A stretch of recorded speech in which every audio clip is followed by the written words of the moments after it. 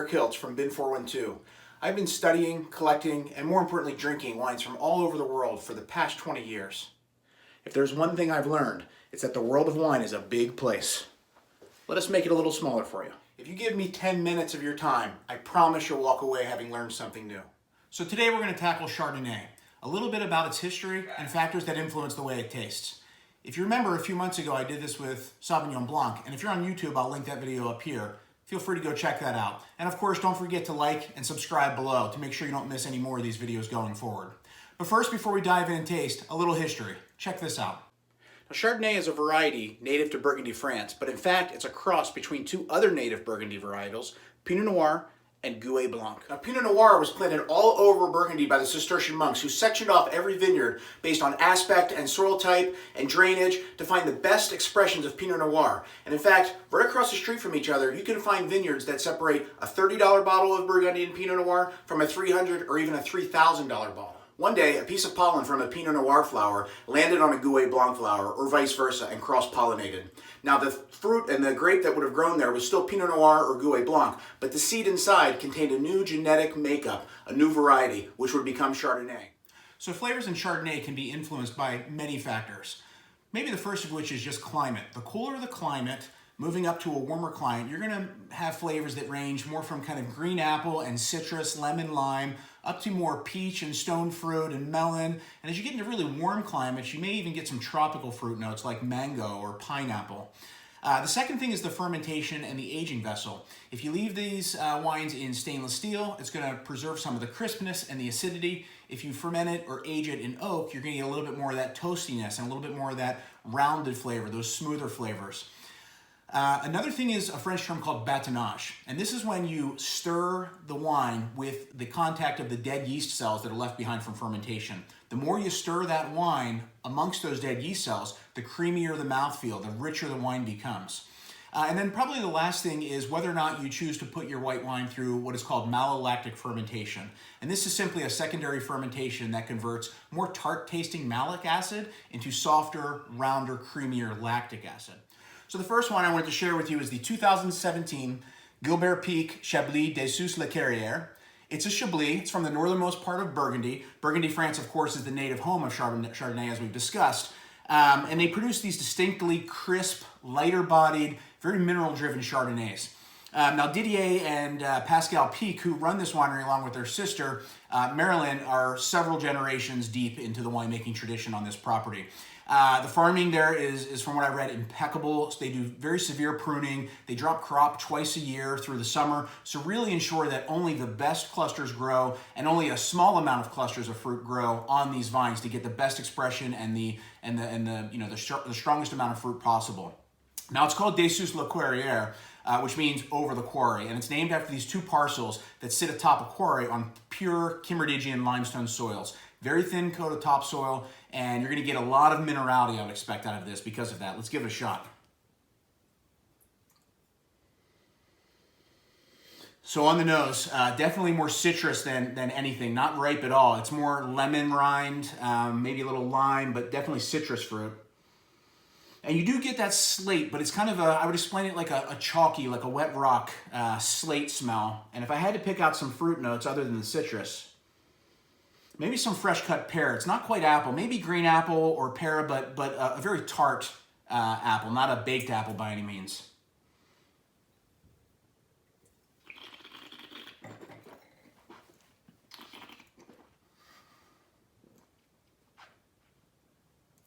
Really bright, really energetic, and an incredible mouth-watering acidity on this wine.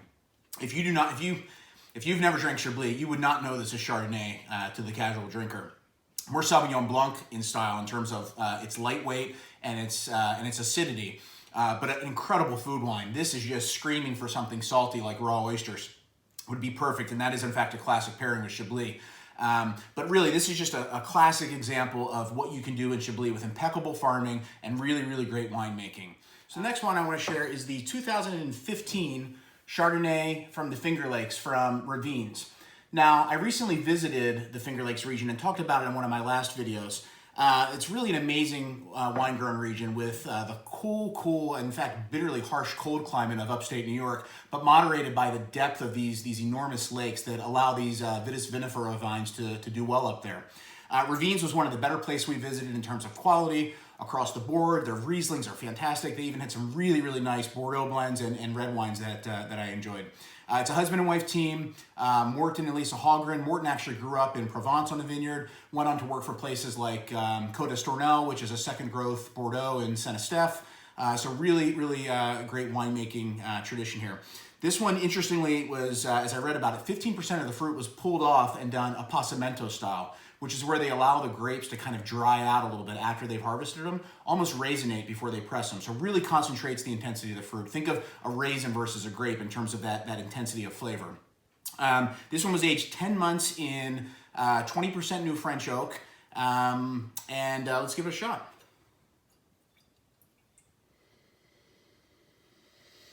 It's a little weightier on the nose and a little more fruit forward for sure.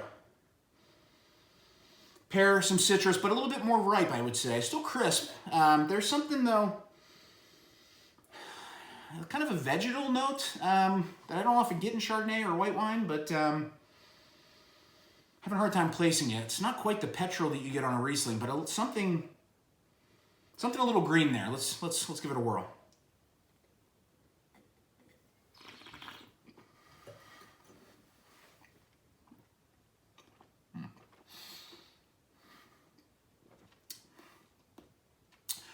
So, it's weightier. That vegetal or whatever note that was I was smelling, it's not there on the palate. But what is there that I didn't smell on the nose is oak. And really, it dominates the finish a little bit here and becomes a little one-dimensional in my mind.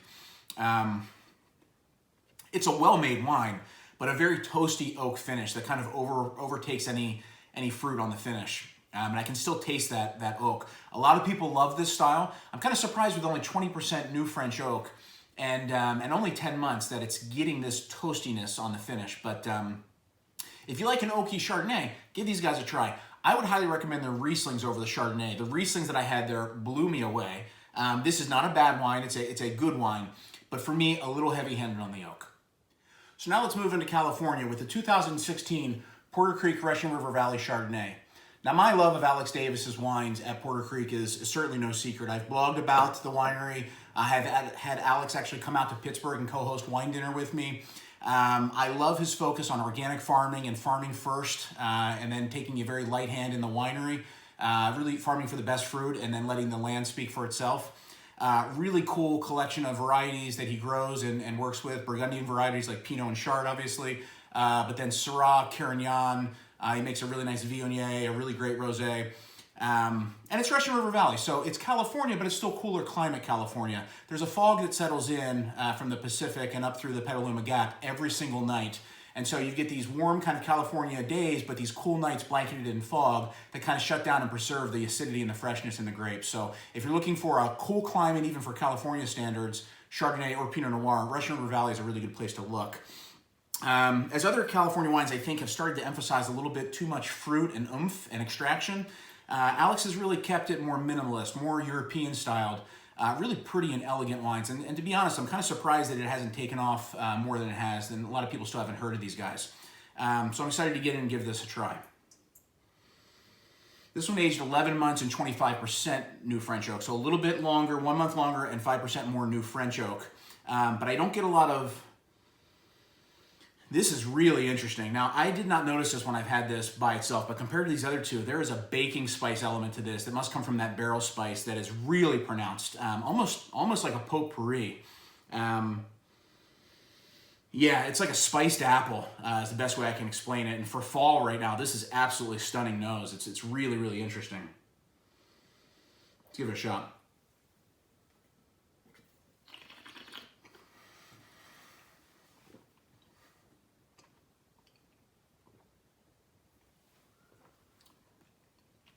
This is a lovely wine.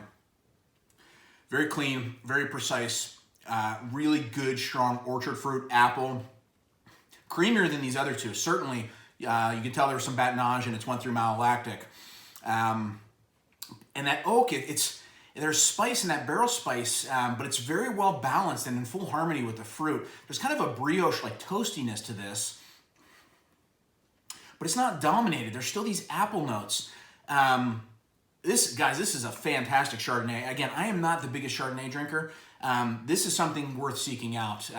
Kudos to you, Alex, and the team at Porter Creek. Continue to knock my socks off with everything you guys are producing. So the last wine I'm going to share with you is from Argentina. It's the Enemigo Chardonnay 2016 from Mendoza. Now this winery is actually owned by Adriana Catena, daughter of Nicolas Catena, who's one of the pioneers of Argentinian wine. And the winemaker there is Alejandro Vigil, who has been making wines for Catena since 2002. And I've had some of those single vineyard 2002 bottlings, which was a phenomenal year in Mendoza under Alejandro's hands, and they are fantastic wines, and he's done a great job at Catena. But he's also making the wines here along with Adriana as the owner. You may think of Argentina as warm climate, but I've talked about this in previous videos. The cool thing about it is that it is in, especially this area of Mendoza, is in the Gualtolare in the Tupungato district. 4,500 to 5,000 feet above sea level are these vineyards, I think. And so that really does two things. You get this intensity of light because you're so high up and the air is so thin, but you also get that coupled with cooler temperatures. So again, that warming effect during the day and that intense sunlight to ripen the grapes, but very cool nights to kind of shut everything back down and preserve the freshness and the acidity. And there's also these great calcareous soils there that are just kind of these sedimentary soils that really add this chalkiness. There's a bottle of Catena off the Adriana vineyard called White Bones. It's a $100 bottle of Chardonnay, and I've had the fortune to have it. It is absolutely unique in the wine world, kind of along the lines of that Chablis, just very chalky and very minerally. This one though, however, same region, but it was aged 12 months in 35% New French oak. No batonnage here though. He actually has a unique winemaking style, kind of like they make sherry or they make some Sauvignon blends in the Jura region, where they let a film of yeast kind of form over the juice. It's called the floor, and they just don't touch it. They let this just kind of continue to age underneath of that yeast cap. For 10 months, he doesn't touch it. So I'm expecting to kind of get some maybe yeasty notes out of this. This will be interesting. It's maybe a little darker gold than the other ones, first off the bat.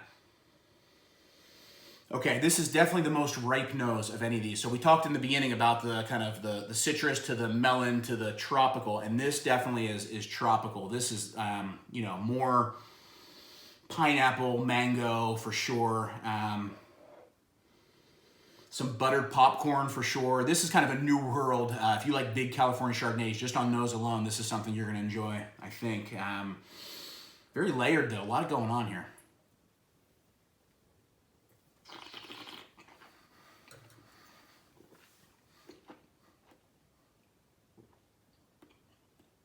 Yeah, much fuller bodied and creamier than the other three. Really layered with flavors here though, and it really kind of builds with that kind of pineapple, some ripe apple, but there is a toastiness here, kind of like a graham cracker, caramel type note that I'm assuming comes from the oak. And the oak does kind of kick in at the end, but again, it's very nicely balanced. Really interesting, unique wine. If you like big California Chardonnays, give this one a shot. I think you'll enjoy this as well.